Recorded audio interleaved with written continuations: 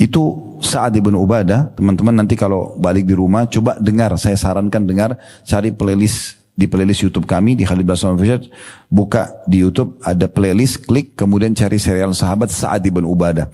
Orang ini gudang hartanya besar sekali dan dia selalu bilang sama anaknya yang paling tua laki-laki namanya Qais. Dia bilang, "Hai Qais, ada nggak ayah seperti ini?" Ini luar biasa.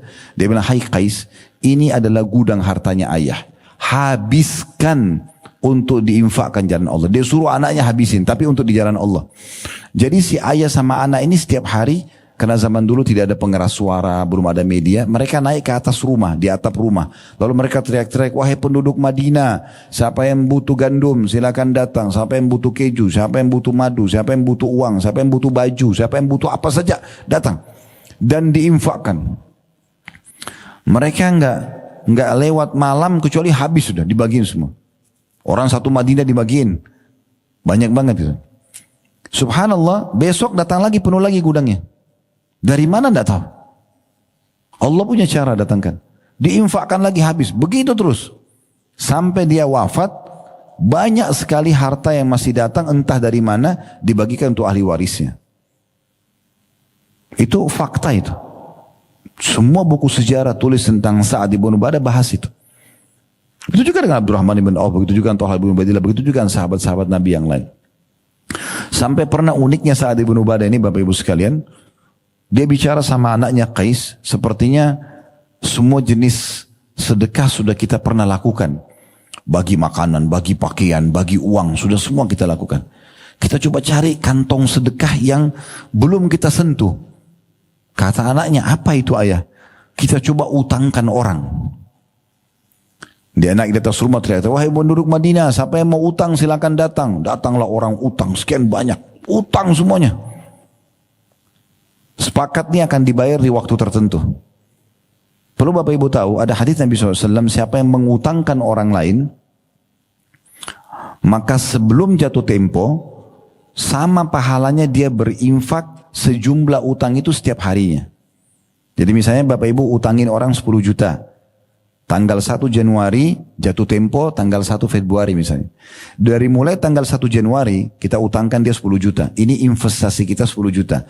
Dicatatkan dia berinfak 10 juta per hari. Berarti modalnya 10 juta. Kalau kita hitung sampai tanggal 30 aja Januari. Ya, kadang-kadang sampai 31 kan. Kalau sampai tanggal 30 aja berarti dia dapat pahala 300 juta. Karena tiap hari 10 juta. Modalnya cuma 10 juta. Pahalanya 300 juta.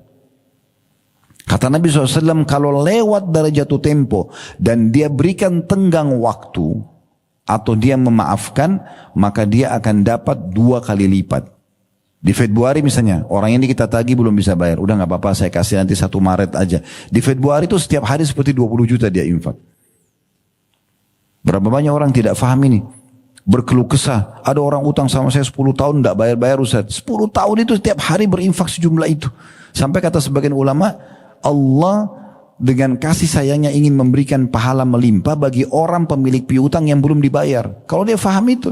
Sementara rezekinya dipenuhi kok. Allah kasih dia makan, Allah kasih dia rumah, tetap dipenuhi. Tapi ada kantong pahala yang berjalan dari sini. Apa kata Sa'ad? Kita utangkan orang. Utang semua orang hari itu, dia tidak bagi-bagi apa-apa, dia cuma utangkan orang. Sepakat jatuh tempo akhir bulan, pas tiba akhir bulan, mereka sepakat nih sama anaknya, begitu datang orang, mereka bilang, sudah, kami sudah maafkan. Kami nggak mau ambil lagi yang sudah kami keluarkan jalan Allah. Tapi mereka sudah dapat pahala ngutangin orang, dapat lagi di akhirnya memaafkan orang. Kalau orang memberikan tenggang waktu, kan tadi saya bilang kalau lewat dari masa jatuh tempo, kita berikan tenggang waktu berarti kita sama berinfak 2 kali lipat dari apa yang kita sedekah, yang kita pinjamkan kan. Hanya sampai terbayar. Misalnya tadi 1 Maret dia bayar, berarti putuslah sedekah setiap hari itu. Tapi kalau Bapak Ibu maafkan, mulai dari saat itu sampai kita meninggal berjalan terus. Berarti lebih besar pahalanya, berinfak seperti sejumlah itu. Jadi pola fikir kita ini harus diperbaikin. Karena dari kecil selalu orang tua kita cekokin, tabung nak, tabung nak, tabung nak. Dibelikan celengan, ini melahirkan sifat bakhil, sifat pelit. Jangan belikan tabungan anak-anak, tidak usah. Celengan itu jangan.